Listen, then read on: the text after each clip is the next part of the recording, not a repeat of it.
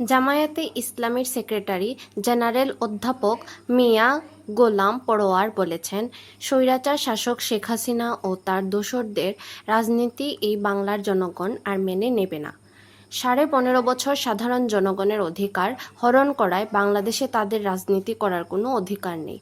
তিনি আরও বলেন, বর্তমান অন্তর্বর্তী সরকার আন্তর্জাতিক অপরাধ ট্রাইব্যুনালে মানবাধিকার বিরোধী অপরাধে জড়িত খুনি হাসিনা ও তার সাঙ্গপাঙ্গদের বিচারের যে সিদ্ধান্ত নিয়েছেন, জামায়াতে ইসলামী তা শতভাগ সহযোগিতা করবে।